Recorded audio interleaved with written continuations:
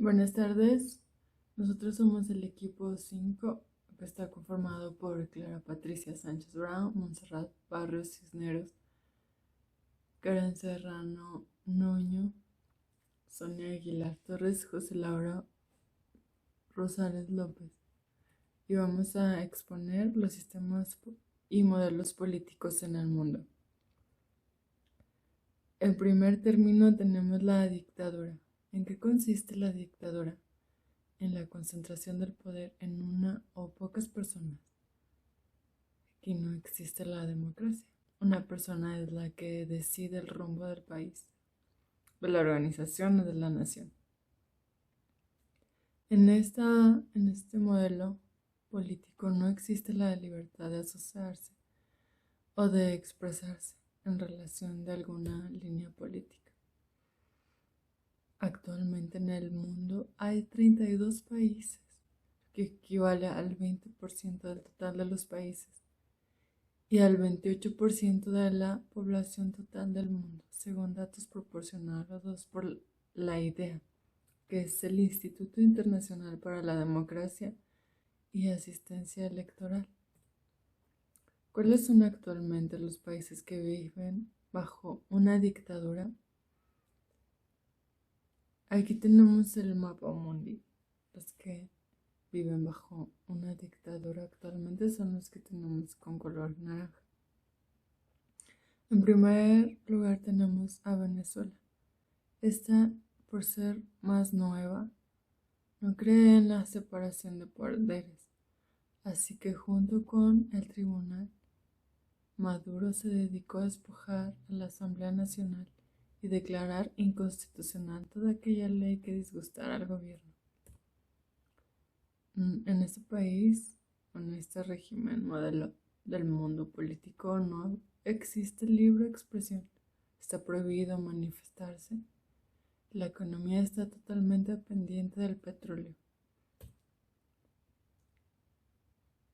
Este país ha mantenido el poder ayudado por el programa de distribución del gobierno y por Rusia y China.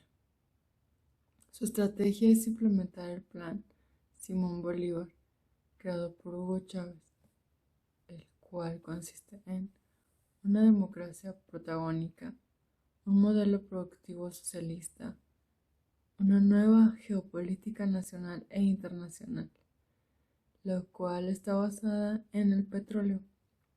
Venezuela, como potencia energética mundial, y ha firmado varios acuerdos para la importación y exportación de productos, menos con Estados Unidos. Su visión es anticapitalismo.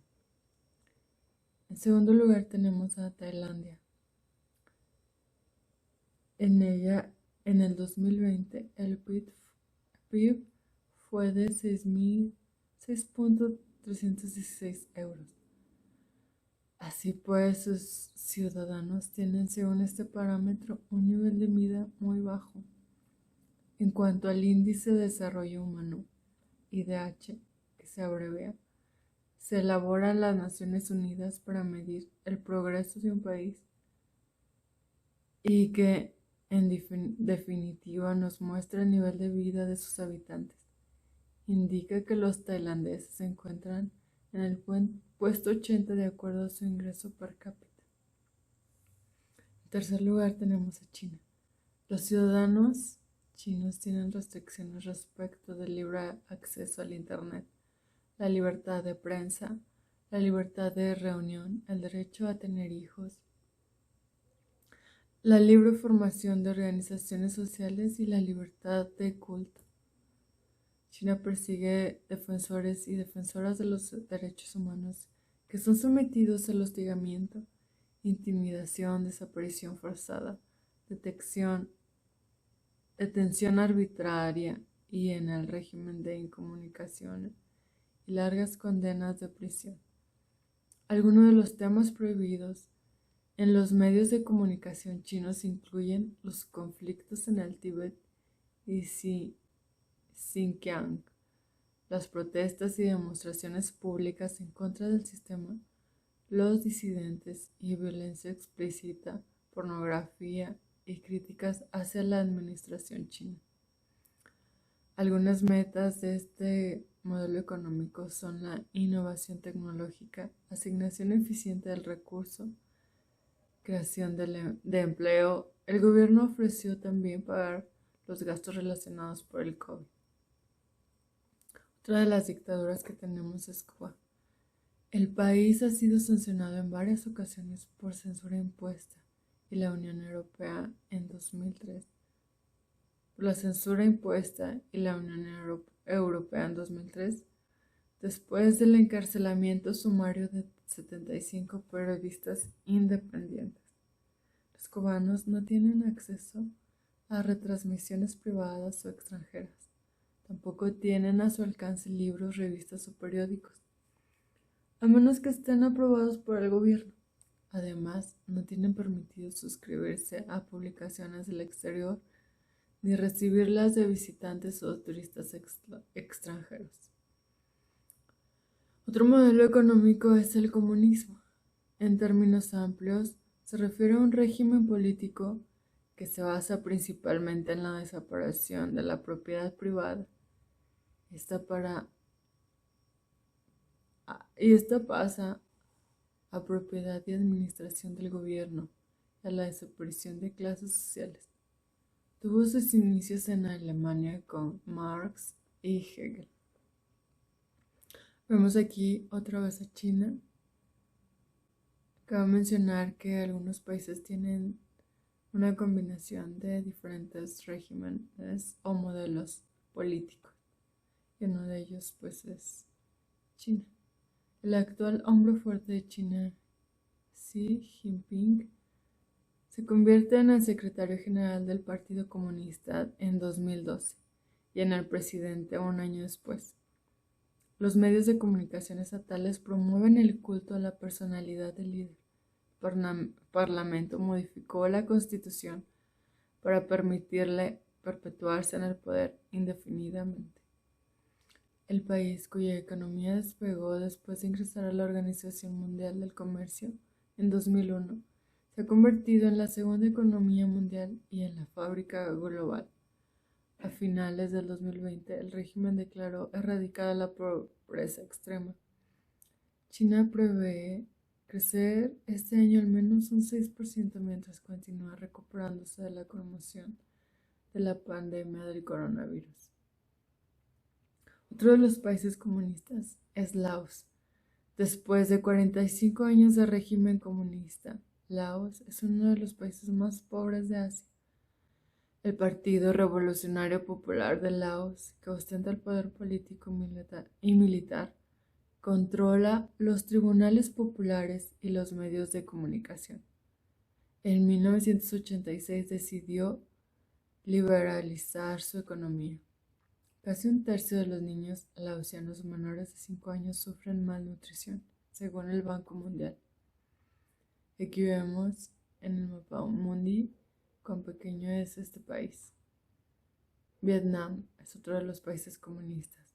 Tiene un partido único, que es el Partido Comunista. No hay libertad política, existe el libre mercado, toda actividad económico-social es regulada por el gobierno. Hubo un boom económico debido al crecimiento en sus exportaciones y ha alcanzado un crecimiento del 7%.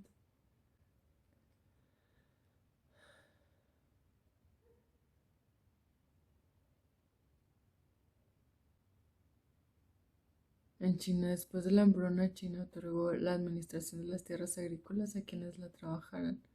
Permitió la inversión extranjera, despegando así la producción de una variedad de artículos. La tierra sigue siendo del gobierno.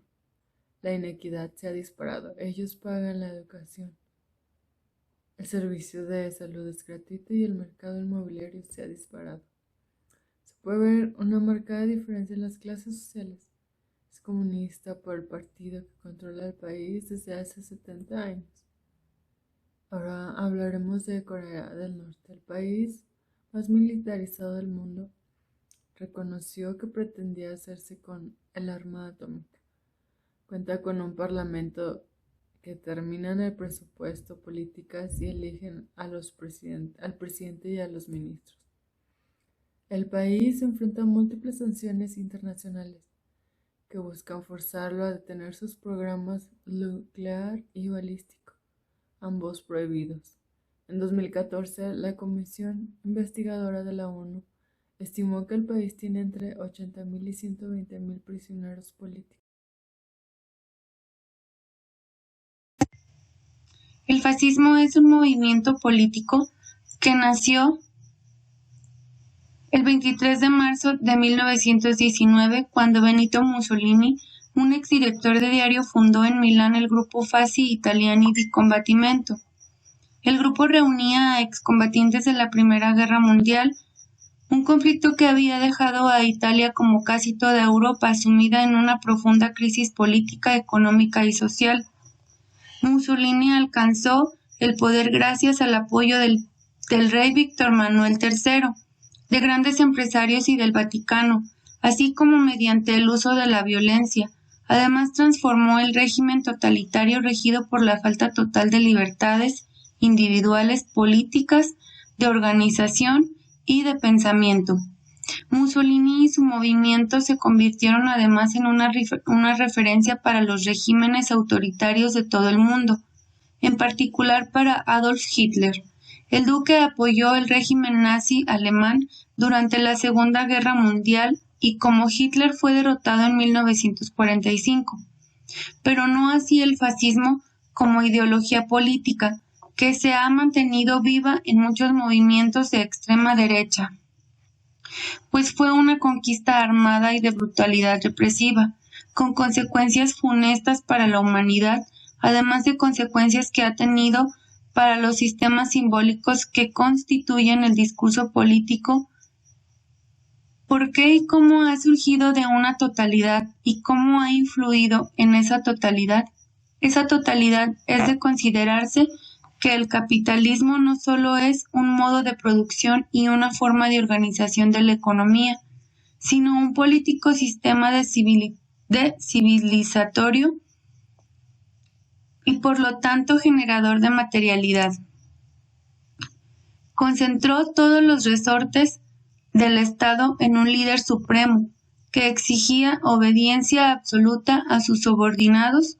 A este líder o conductor, llamado duque en Italia, Führer en Alemania, conducator en Rumania, se le consideraba infalible, por lo que nadie podía cuestionar sus decisiones. Rechazó el sistema democrático al proclamar al partido oficial como el único habilitado para actuar legalmente en la vida política y ocupar los cargos del Estado. Esta pretensión de que un único partido representara a los líderes de toda sociedad hizo del fascismo un movimiento totalitario.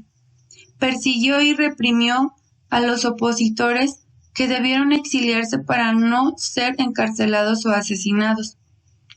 Promovió políticas expansionistas que impulsaron la conquista de territorios vecinos en busca de un espacio vital que asegurará la provisión de las materias primas necesarias para el desarrollo económico.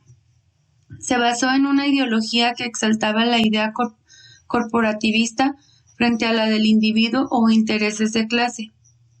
Fomentaba ideales racistas que promovían la discriminación y persecución de los grupos que amenazaran la idea de una nación unida. Manipuló los medios de comunicación para obtener el apoyo popular. Las propagandas en cine, radio, diarios y televisión jugaron un rol fundamental en la estrategia del fascismo, como crear una ideología que mantuviera aglutinado al pueblo en torno a ciertos objetivos, como recuperar territorios perdidos en el pasado, detener la expansión del comunismo o expandir el territorio nacional. Controló la educación para que exaltara las ideas de patria, nación y la ideología fascista. La autocracia es un modelo de gobierno centralizado que otorga todo el poder del Estado a una sola persona. Las decisiones que este individuo tome no podrán cuestionarse o contravenirse. ni estarán sujetas a controles de ninguna clase. La persona que preside esta clase de sistema de gobierno se le denomina autócrata. Las formas de autocracia que se han desarrollado a lo largo de la historia fueron monarquías absolutas, como la que se vivió en Europa del Este antes de que ocurriera la Revolución Francesa. También se puede mencionar la dictadura moderna como una forma de autocracia. Sus características principales son: no se conoce la autonomía o la independencia política, ni personal ni de ningún otro tipo de ente u organización. Carencia de garantías de los derechos políticos, sociales y civiles. No existe libertad de expresión, ni de información, ni de prensa. Se elimina el derecho que tienen las personas a la asociación. El autócrata actúa sin sentir responsabilidad ante la sociedad, sin ninguna clase de reglamentos. Las consecuencias de la autocracia. La autocracia trae en todos los casos consecuencias negativas para la mayoría de la población, a excepción de quienes conforman la cúpula elitista y la nueva oligarquía que apoyan al gobierno. Hay represión contra la disidencia y se le niega participar políticamente. En muchas ocasiones se le priva de los derechos humanos a quienes piensan diferente o a los que se oponen al régimen autocrático.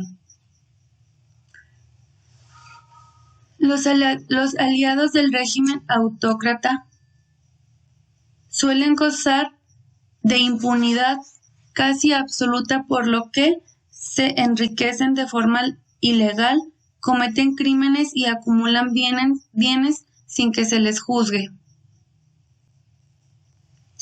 Otra de las temidas consecuencias de la autocracia es que suelen ser épocas de violencia y mucho terror. Hay torturas, persecuciones y asesinatos a los enemigos del régimen o hasta a quienes no cooperen con el mismo. Como resultado puede producirse una resistencia violenta por parte de los que son gobernados.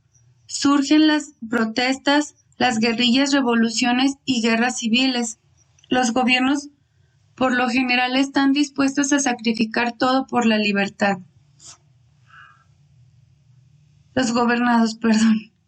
La autocracia siempre termina beneficiando al autócrata, a los seguidores y a un sector social que se mantiene leal. Por lo general, este sector cuenta con bienes suficientes para llegar a ser una oligarquía o un sector social con mucho poder que acumula para sus ventajas económicas, sociales y políticas.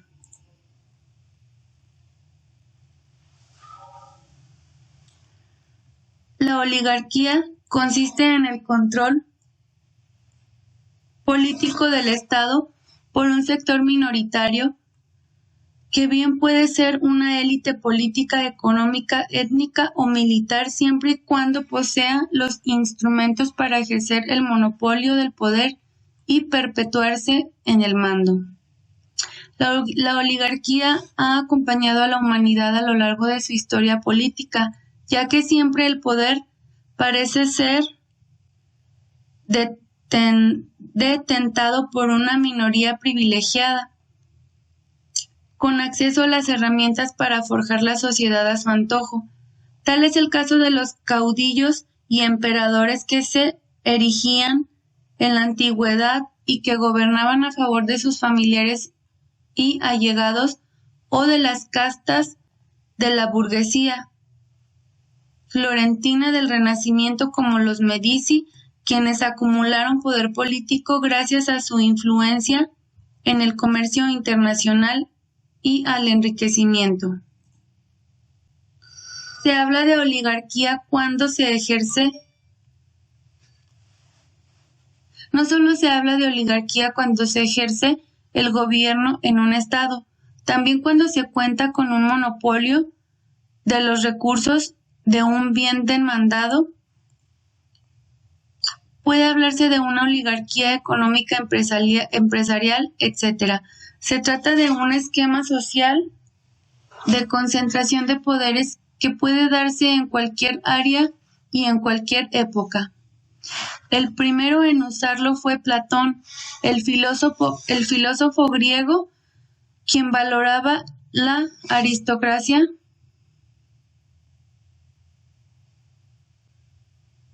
como el gobierno de los mejores y más aptos, pero veía en él el riesgo de generar en una oligarquía u oligocracia, ya que los aristócratas heredarían el poder a su descendencia, que no necesariamente compartiría su sabiduría y sus principios, pero sí conservaría el poder.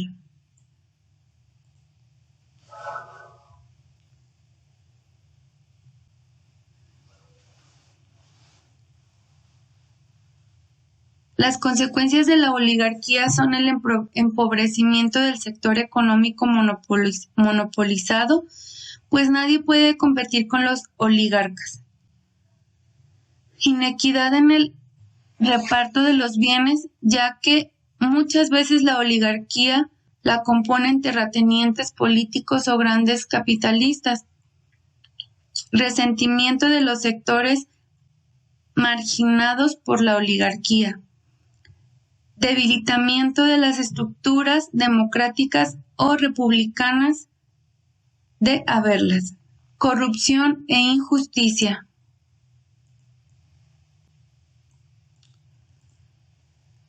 Conflictos entre las oligarquías. Ocurre a veces que distintas oligarquías se enfrentan entre sí por el control de las naciones, como ocurrió en algunas guerras civiles como la Guerra Federal Venezolana. En ella se dieron lucha dos formas de oligarquía, la conservadora y la liberal, ambas representadas por partidos minoritarios y acomodados cuyos modelos de país eran mutuamente excluyentes. Del régimen democrático, la democracia es una forma de gobierno o un modo de organizar el poder político en el que lo decisivo es que el pueblo no es solo el objeto de gobierno, sino también el sujeto que gobierna.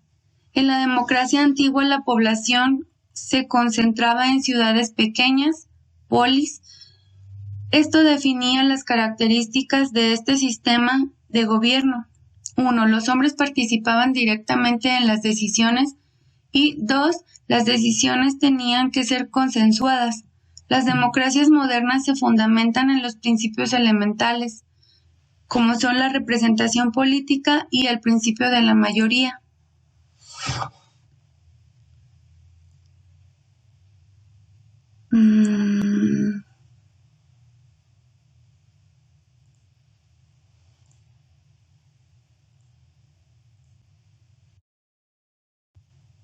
Características. Los ciudadanos son soberanos y eligen a sus representantes.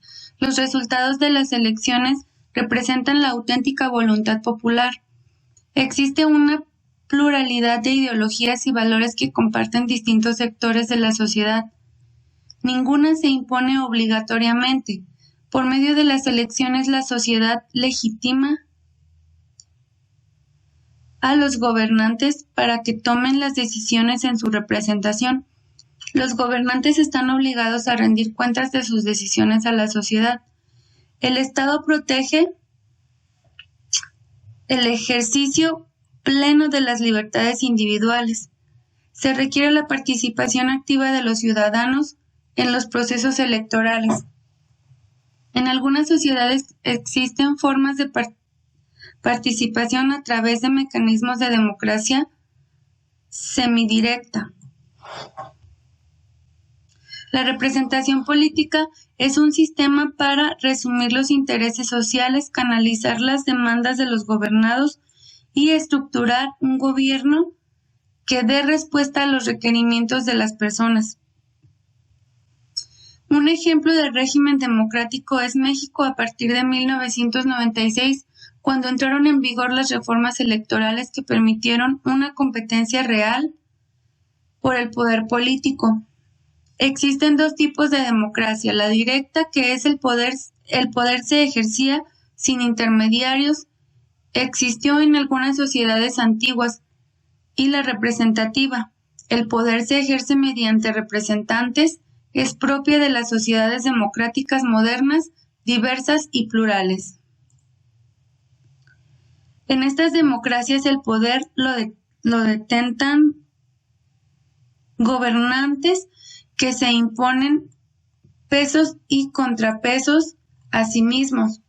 El gobierno se ejerce respetando la libertad, la igualdad y la representación de políticas que se analizan a continuación.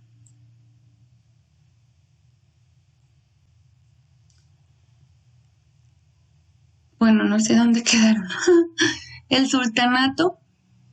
Un sultán es el término equivalente a rey para el mundo islámico, utilizándose para referirse al monarca de algún país de esta zona y que ostenta el poder.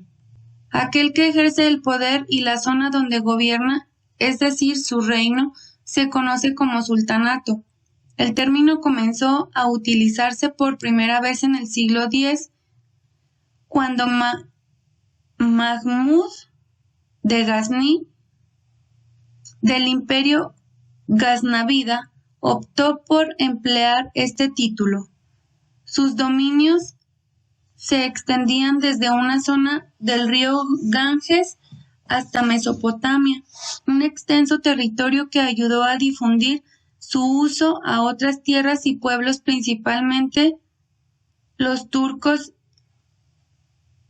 selyúcidas, que estaban en expansión, y en territorios árabes como el Egipto mameluco y la dinastía ayubí.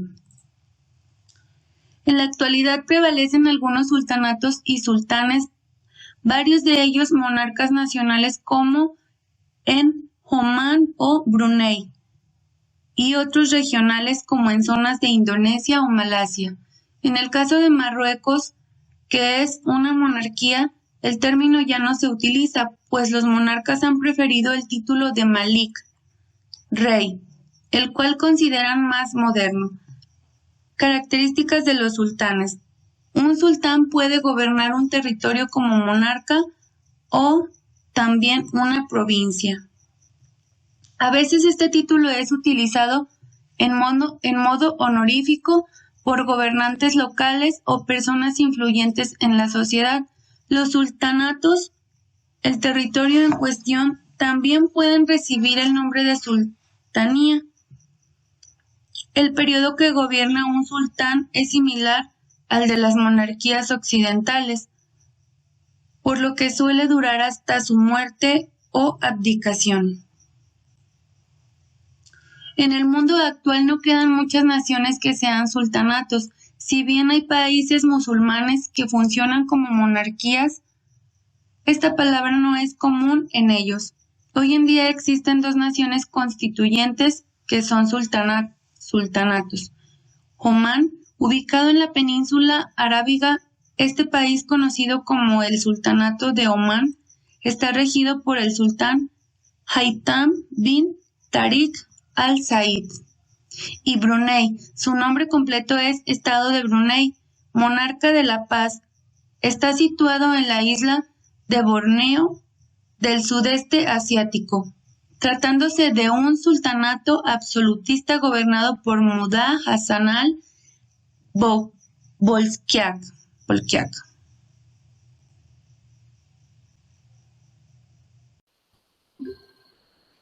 Bueno, a mí me toca hablar del Islam, que este es una rama más del sultanato. Principalmente se desarrolla en Arabia y su referente más conocido es Mahoma. Esta se desarrolla en la península de Arabia por tribus independientes que lo que tenían en común era la lengua y el culto a la piedra negra. Sus preceptos religiosos son creer en un solo Dios, orar 5 veces al día, ayunar en el Ramadán, dar limosna, peregrinar a la Meca y la Guerra Santa. La expansión la realizan a través de su fe. Con un poderoso ejército se financia de los botines de guerra y aprovechan la debilidad de los adversarios. Respecto al gobierno y la administración, el califa es el máximo referente y la autoridad política y religiosa. El visir o hayid es el primer ministro que sirve como consejero prácticamente del califa. El emir es el gobernador de provincia, el cadi es un juez y el diwan es el tesorero real.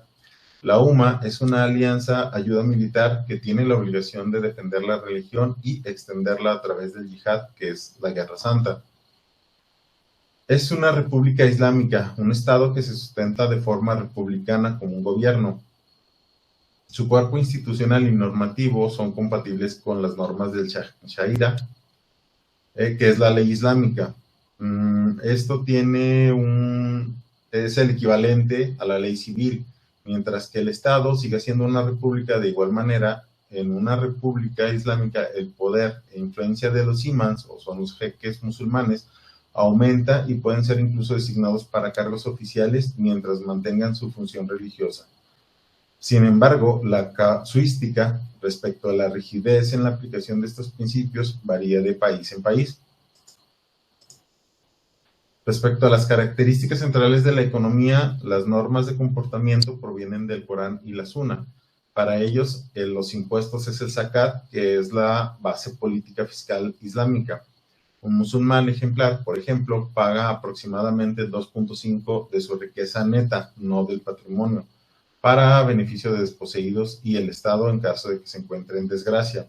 Este tipo de impuestos se estableció principalmente para evitar la acumulación de capital y que se invirtiera más. Respecto a los ingresos que se generan, ellos dependen de los productos agrícolas, los metales preciosos, los minerales y el ganado. El zakat varía de entre un 2.5 a un 20% según el tipo de mercancías.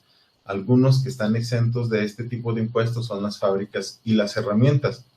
En Arabia Saudita y Pakistán, que son países musulmanes, el zakat es obligatorio y se recoge de manera centralizada por el Estado. En Jordania, Bahrein, Kuwait, Líbano y Bangladesh, el zakat está regulado por el Estado, pero las contribuciones son voluntarias. Hasta hace pocos años en Sudán lo recaudaba la Cámara de Comercio. En esta religión está prohibido el interés, que ellos lo conocen como el riba, y la estructura partidista está articulada por el clero y los grupos que se componen de afiliados y creyentes. El modelo federalista también se llama federalismo. La forma de organización es territorial y las unidades tienen un alto grado de autogobierno. La soberanía se ejerce de manera totalitaria por las unidades que la constituyen y estas unidades se subordinan a un poder central para la gestión de las competencias esenciales. Esto ayuda a fortalecer la democracia y aumentar la oportunidad de que múltiples fuentes de división y añade intereses regionales y valores a los que ya existen, como la clase, la religión y la etnia. Una de las excepciones que son relevantes es que cuando el federalismo se separa del país, de acuerdo con las líneas divisorias básicas, que son las áreas étnicas, religiosas y lingüísticas, en casos como la India o Canadá, puede servir para acentuar y reforzar las divisiones. El clivaje es deseable dentro de los regímenes políticos. Sus orígenes y efectos. La separación de los grupos se da no entre ellos, sino las divisiones no existen. El federalismo favorece más a la democracia, crea una fuente adicional de división transversal que también cumple con varias funciones. Algunas de ellas son la resistencia a la centralización del poder y la base de entrenamiento de nuevos líderes políticos. Además de que le da al partido que quedó afuera la participación en el sistema, dado que los partidos nacionales que quedaron afuera a menudo continúan controlando algunas unidades del mismo sistema. Las ventajas del sistema federal: permite conservar importantes espacios de autonomía entre los miembros que la componen, da una flexibilidad para las formas de coordinación y adaptarse a las características de los miembros. Se adquiere la legitimidad política a través del juego de pesos y contrapesos y tiene la capacidad de adaptarse de tiempo a nuevas prácticas de relación entre las partes que la componen. Por definición, un sistema moldeable que cambia y evoluciona. Algunos tipos de federalismo, los más mencionados o los más relevantes, son el simétrico y el asimétrico. El simétrico simplemente se basa en la igualdad de competencias entre los estados federales y cada uno tiene el mismo poder y responsabilidad para un estado más homogéneo. Respecto al asimétrico, son ciertos estados los que gozan de un margen de libertad o autonomía debido a razones económicas, culturales, sociales o históricas. Algunos ejemplos de países federativos son la Federación Rusia, la Confederación Helvética, que es Suiza, la República Federativa de Brasil, Argentina, Alemania, Austria, América, la India y la Unión Europea, así como los Estados Unidos mexicanos. ¿Cuáles son algunas causas del federalismo? Bueno, es la extensión del territorio, ya que los gobiernos federales son idóneos para países vastos o extensos, por el tipo de recursos y las decisiones que se tienen que tomar. Las diferencias de la población también son otra de las causas. A menudo los países federalistas son uniones de estados soberanos y compuestos por poblaciones muy distintas en etnia, cultural o por la lengua, por lo que en este sistema político pueden agruparse sin sacrificar este tipo de individualidades. También una de ellas es que se presenten debilidades frente a un enemigo en común. En ocasiones surgen como una respuesta mancomunada de los estados como naciones débiles que por separado serían incapaces de lidiar con algún problema, pero ya una vez unidos pues tienen la facilidad y los recursos para unir fuerzas y acabar con este tipo de problemas. Algunas debilidades del federalismo son que en ocasiones generan desigualdades muy fuertes entre el Estado, entre los mismos estados.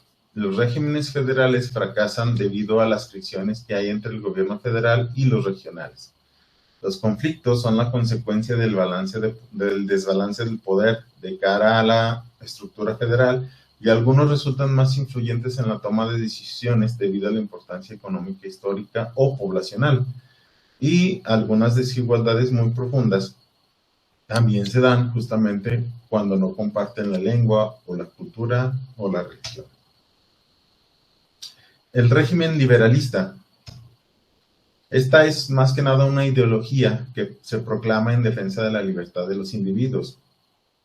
Fue base para planteamientos libertarios y sirvió como modelo democrático. Está basado en las elecciones populares y un gobierno representativo. El respeto a los derechos individuales también es una parte muy importante para él. Para esta ideología, el gobierno emana de la gente y este es responsable ante ella. El problema viene que la mayoría de las veces debe compaginarse con el respeto de los derechos individuales de las minorías. Otra parte del liberalismo es que es absoluto y conservador, ya que defiende las libertades civiles y económicas como fundamento del Estado de Derecho y fortalece el pacto de la convivencia social. Es indispensable para la formación del pensamiento democrático y la separación de los poderes fundamentales. Algunas normas fundamentales del liberalismo son que el Estado garantiza la igualdad de los gobernados. Los seres humanos son entes racionales, por lo que tienen derechos inalienables y la capacidad de elegir por sí mismos. Los gobernados permiten y aceptan el mando y los ciudadanos tienen derecho a decidir la forma de ser gobernados, lo cual no influye en asuntos privados. La autoridad política solo consensúa la postura mayoritaria al respecto. El Estado de Derecho garantiza la igualdad ante la ley, tanto de gobernantes como gobernados, y de esta manera nadie puede usar el poder para beneficiarse de las reglas del juego político. Algunos tipos de liberalismo son el social, el económico y el político. El social se enfoca más que nada a la vida política de los individuos, trata de evitar la intromisión en la vida privada de las personas, es decir, que el Estado no se inmiscuye en ello, y hay diversas corrientes con puntos de vista respecto a cada tema. El tipo económico se relaciona con lo material, con los individuos y corresponde a la iniciativa privada y libre, con una menor cantidad de intromisiones estatales como los impuestos y las regulaciones. Respecto al político, se basa en la libertad de los individuos, el respeto a la igualdad entre los derechos individuales y colectivos y garantiza el Estado de Derecho. Su objetivo es alcanzar una justicia más equitativa para todos los individuos libres de una sociedad. Algunos principios del liberalismo son el libre mercado, la globalización, el gobierno limitado, la libertad de asociación, la libertad personal, la propiedad privada. Aquí en este mapa podemos observar cómo, sobre todo en el continente americano, está más presente este tipo de pensamiento, esta forma de pensamiento, sobre todo en Norteamérica. En Sudamérica, aunque se ve marcado, no es tanto, y pues en el continente europeo también por ahí podemos observar algunas manifestaciones de estos. Algunos de los países que implementan el liberalismo económico son Hong Kong, Singapur, Nueva Zelanda, Suiza, Australia, Estonia, Canadá y los Emiratos Árabes. La ideología pluripartidista o el sistema pluripartidista se da cuando dos o más partidos políticos se disputan el poder. Esto permite que los electores tengan mayores oportunidades de elección al presentar propuestas más acorde a las ideologías particulares. En México, al igual que Francia, Italia, Portugal, Chile, Guatemala, Ecuador, por mencionar algunos, tiene un sistema pluripartidista y su gobierno es democrático. Cabe mencionar que desde sus inicios del gobierno en México no fue pluripartidista, apenas en el 77 se hizo el proceso de transición de democracia en México. En este modelo se le atribuye la evolución política de un pueblo, ya que mediante los partidos el electorado puede cuestionar la forma de hacer política y cómo hacer frente a los desafíos nacionales. Una desventaja es que cuando existen muchos partidos dificulta la gobernabilidad del país por la falta de mecanismos de diálogo y consenso.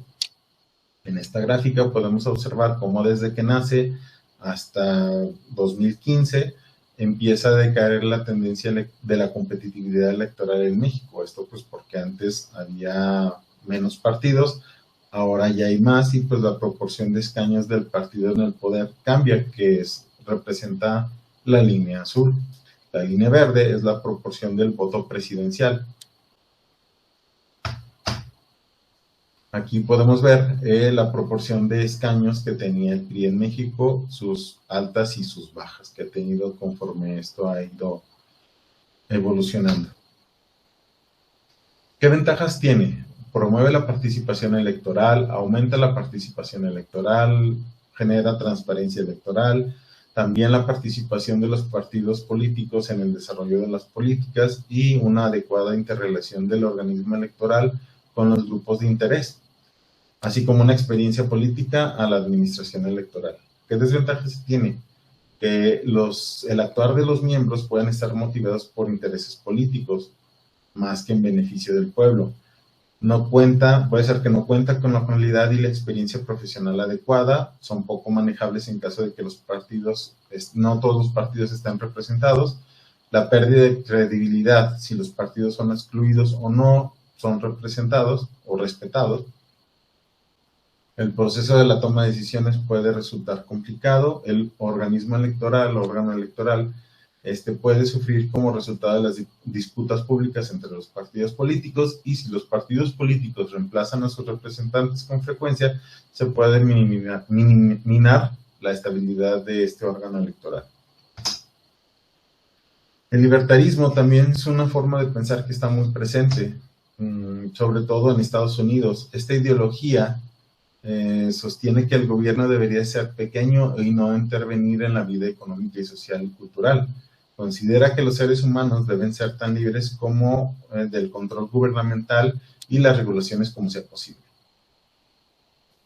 Esta corriente de pensamiento cree que los individuos producen un resultado mayor de las decisiones centralizadas que de unas pocas élites, debido a que cada persona es percibida como un agente racional que actúa en su mejor interés. Esta ideología maximiza su propia felicidad personal a través de sus propias decisiones. Considerar a la población libertarios, creen que las consecuencias negativas de cada individuo se impone sobre todo sobre otros menores, que las consecuencias negativas que impondría un gobierno centralizado. Creen que el comportamiento humano es un mecanismo complejo guiado por una mano invisible, como lo plantea Adam Smith, y que cualquier intento centralizado puede distorsionar los incentivos de un mercado que solo reduzca la felicidad a largo plazo. También aseveran que los recursos naturales no son de nadie, pueden ser apropiados por la primera persona que los descubra, mezcla de su trabajo con ellos o simplemente por reclamación, sin el consentimiento de otros y con poco o ningún pago. Quienes apoyan este modelo creen que el Estado es necesario, mientras que los anarcocapitalistas prefieren eliminarlos. Los mini-anarquistas apoyan los estados mínimos, que a menudo se refieren a ellos como estados vigilantes nocturnos. Los mini-anarquistas sostienen que el Estado es útil para proteger a las personas contra la agresión, el robo, el incumplimiento de contratos y el fraude. Creen que las únicas instituciones gubernamentales imprescindibles son el ejército y la policía y los tribunales, aunque algunos amplían esta lista para incluir algunos departamentos de servicios como son bomberos, prisiones, los poderes ejecutivos y legislativos. Para ellos el impuesto es un robo, el Estado transgrede los derechos de propiedad al imponer la recaudación impositiva obligatoria. Los voluntaristas, los anarcocapitalistas, objetivistas y la mayoría de los mini-anarquistas y libertarios consideran que los impuestos a mayor o menor nivel son una clara violación del principio de no agresión. Socialmente tienden a tomar posiciones distanciadas de la derecha política y se asocian con corrientes de izquierda, como oponerse a cualquier legislación que restrinja las relaciones sexuales consentidas entre adultos, sexo homosexual no marital, prácticas sexuales no convencionales y alguna legislación que criminalice el uso recreativo de las drogas. En la parte superior derecha podemos ver el logo, que es Don't Tread on Me, que es la bandera de Gadsden. Originalmente fue utilizada por los patriotas estadounidenses en la guerra. Este lema nada más significa no pase sobre mí y hace referencia a que el gobierno no debería de pisar a los ciudadanos con impuestos o regulaciones excesivas. El color amarillo general simboliza el patrón oro, y este es nada más como una base de la moneda y el ideal de los mercados libres. Muchas instituciones o muchos grupos utilizan estos colores para identificarse. Por mi parte es todo.